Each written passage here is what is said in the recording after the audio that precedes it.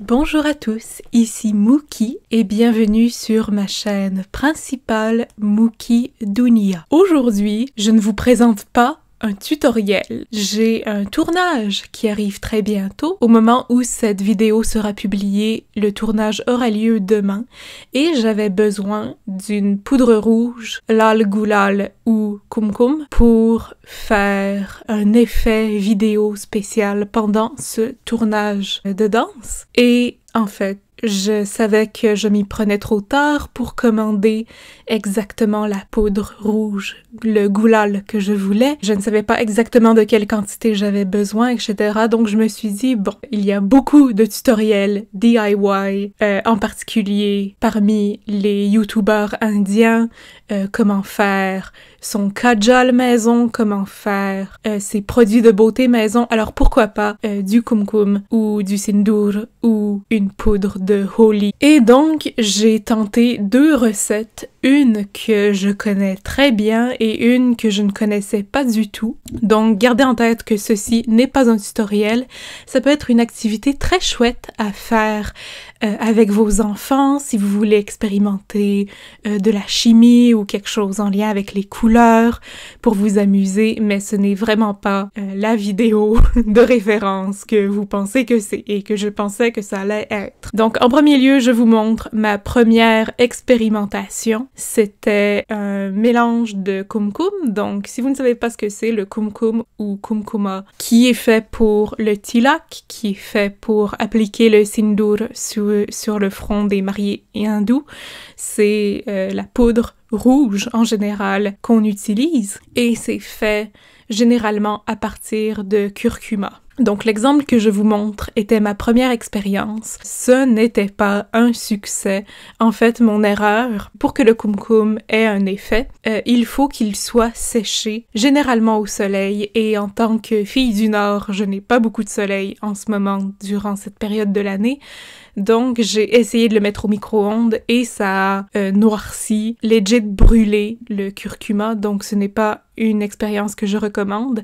Et vous allez remarquer cette tendance avec mon kumkum fait maison, qu'il tache jaune. Et ce n'est pas ce que j'ai vu sur les 10-15 vidéos que j'ai consultées pour faire du kumkum maison. Donc, je ne sais pas exactement quel ingrédient magique manque à mon arsenal pour faire en sorte que le kumkum tache rouge. Donc, ceci est mon deuxième essai que j'ai filmé. Bien sûr, je voulais être sûre de faire une expérimentation pour être sûre qu'il y avait quand même un résultat. Je ne voulais pas arriver devant la caméra avec un tout premier essai et go with the flow, ce n'est pas mon genre. Cela dit, embarquons tout de suite dans mon expérimentation avec les ingrédients. Vous aurez donc besoin de curcuma. Le mien est jaune très foncé. Peut-être que ça a contribué aussi à une couleur plus foncée. Vous aurez besoin de bicarbonate de soude. Vous aurez besoin d'un gras liquide. Les recettes que j'ai consultées utilisaient surtout du ghee, qui est du beurre clarifié.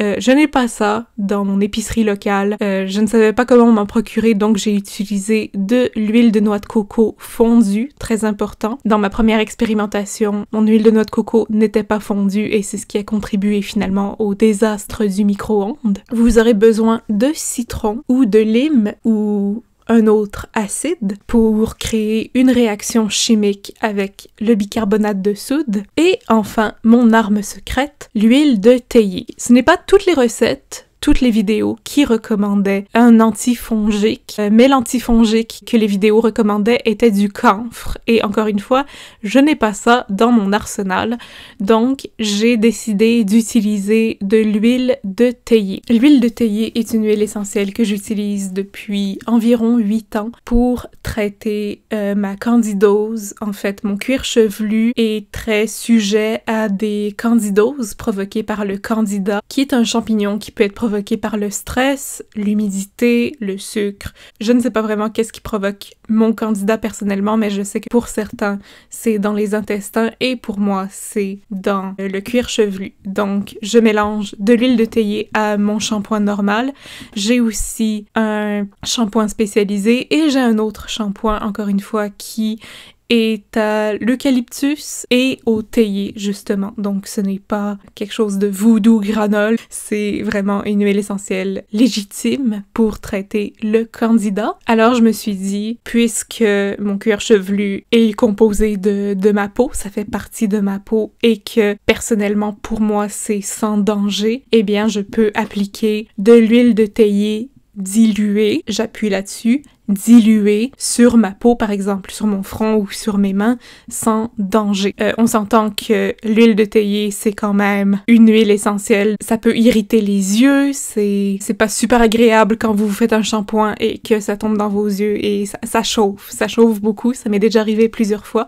Mais si jamais vous ne voulez pas utiliser l'huile de théier pour ce genre de choses, c'est aussi très utile, j'imagine, pour l'aromathérapie. C'est d'ailleurs l'une des fonctions principales des huiles essentielles et c'est mon petit PSA, c'est mon avertissement. S'il vous plaît, je vous en supplie, j'ai du mal à croire que je doive dire ça, ne les buvez pas purs, ne les mettez pas sur votre nourriture, ne les utilisez pas pour cuisiner, ne les chauffez pas. Bien sûr, ça n'inclut pas là-dedans les diffuseurs à huile essentielle qui sont faits pour ça. Ne les chauffez pas, par exemple, sur votre cuisinière. Et si jamais vous n'êtes pas sûr de pouvoir utiliser l'huile de théier sans danger, consultez un pharmacien, consultez un docteur, une infirmière, un ou une professionnelle de la santé. S'il vous plaît, n'ingestez pas, ne consommez pas d'huile essentielle. Ça peut mettre votre vie en danger, ça peut mettre votre système digestif en danger. S'il vous plaît, utilisez les huiles essentielles de manière responsable. Anecdote par rapport à ça, je suis grano dans la vie. J'ai fréquenté beaucoup de gens grano dans ma vie, des gens qui ne croyaient pas au vaccin, qui ne croyaient pas à la médecine moderne. Bien sûr, je ne suis pas contre la médecine naturelle, la médecine traditionnelle. Je trouve juste que tout est une question d'équilibre. Donc oui, je vais me faire une camomille ou je vais me faire de l'eau chaude avec du miel et du citron et du gingembre quand j'ai mal à la gorge, mais je vais aussi prendre des antibiotiques si j'ai une pneumonie. Tout est une question d'équilibre. Et pendant un certain temps, j'ai connu la grand-mère de l'une de mes amies avec qui je ne suis plus en contact aujourd'hui, qui m'a dit que je pouvais ingérer de l'huile essentielle en versant sur un petit bout de pain et en l'avalant. Et heureusement, j'avais 13 ans à l'époque et j'étais trop paresseuse pour suivre quoi que ce soit, donc je ne l'ai pas fait. Encore une fois, ne buvez pas d'huiles essentielles. Bon, maintenant que ce message a été fait, peu importe la quantité dont vous aurez besoin pour faire votre kumkum, que ce soit une tasse de kumkum ou 4, souvenez-vous de ce ratio. 4 pour 1 demi. Donc 4 cuillères à thé de curcuma pour 1 cuillère à thé de bicarbonate de soude pour 1 demi-citron ou 1 demi-lime. Donc, peu importe la quantité que vous désirez, ça va être votre ratio à privilégier. Donc, ici, vous ne le voyez pas bien, mais je pointe bien entendu ma propre cuillère à thé. Et c'est ce que j'ai fait, j'ai conservé cette quantité, je n'en ai pas fait plus parce que je n'étais pas sûre que ça allait fonctionner. Donc, dans un bol ou dans un petit ramequin comme j'ai fait, vous allez mettre 4 cuillères à thé de curcuma. Ensuite, 1 cuillère à thé de bicarbonate de soude et vous allez mélanger le tout. Et comme vous le voyez, il y a déjà un changement de couleur. Et une fois que tout ça est bien mélangé, vous allez mettre votre demi-citron. Donc, je ne trouvais plus mon presseur à citron, alors j'ai utilisé la force de mes doigts. Chose curieuse, j'étais très curieuse par rapport à pourquoi le curcuma vire rouge. Qu'est-ce qui fait en sorte que le curcuma vire rouge? À la base,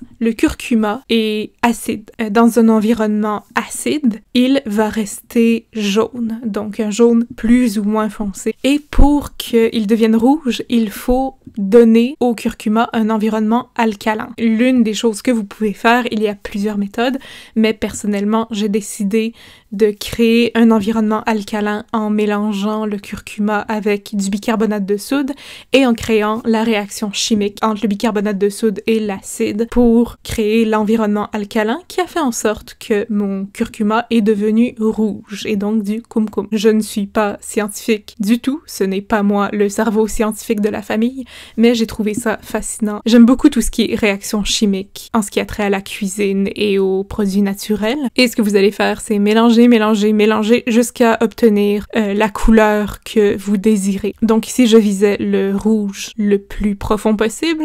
On peut voir qu'il y a un changement de couleur, mais c'est beaucoup plus proche du brun que du rouge. Et ici, je vous montre la comparaison. Je pense, encore une fois, que la couleur très foncée de mon curcuma, la teinte foncée de mon curcuma a contribué au résultat final. Donc, mon arme secrète, l'huile de théier, j'en ai versé 3 gouttes, ni plus ni moins. C'est juste pour empêcher que des champignons se forment, c'est juste un antifongique que vous allez encore une fois mélanger et vous allez faire fondre en dernier lieu votre huile de coco ou votre gras ou votre ghee, peu importe ce que vous avez. J'en ai peut-être pris 2 cuillerées, de ce que je me souviens, j'en ai pas mis beaucoup parce que le but n'est pas que ça devienne liquide, on veut en fait que le curcuma colle. On ne veut pas que ça devienne une pâte, mais on veut que ça ait du corps. J'ai l'impression que ça tache orange. Quand je l'ai testé plus tard, ça retachait jaune. Encore une fois, je ne sais pas pourquoi.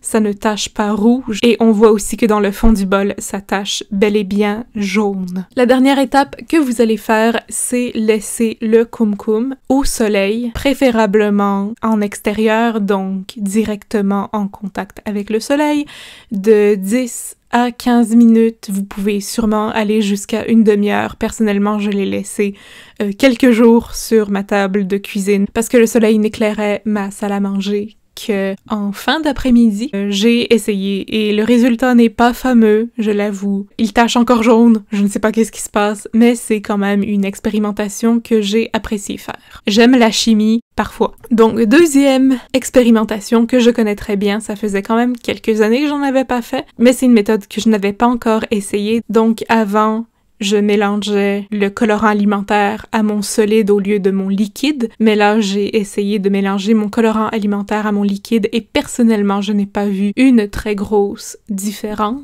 Alors, vous aurez besoin d'eau. J'avais à peu près 2 tasses d'eau dans cette immense tasse à mesurer, d'amidon de maïs, de colorant alimentaire de votre choix. Pour ma part, j'en avais 2 rouges et bien sûr, l'huile de théier. Encore une fois, pour des propriétés antifongiques. Donc, vous allez mélanger le colorant alimentaire à votre eau jusqu'à atteindre la teinte que vous voulez. Voir les fleurs rouges s'épanouir dans l'eau, c'est fascinant. Mélangez bien et vous allez ensuite ajouter votre arme secrète, l'huile de théier, seulement 2 gouttes. Et enfin, vous allez mettre dans un autre bol votre amidon de maïs. Mon ratio n'est pas exact parce que vous devez ajouter l'amidon de maïs au fur et à mesure. Je vais expliquer pourquoi plus tard. Mais personnellement, j'ai fait 2 tasses d'eau pour 1,5 tasse d'amidon de maïs au début. Encore une fois, je vais vous expliquer pourquoi. Vous allez ajouter votre eau de couleur à votre amidon de maïs et vous allez mélanger. Et c'est normal si vous sentez de la résistance. La texture, vous savez quand vous êtes à la plage, quand vous êtes petit ou petite et que vous voulez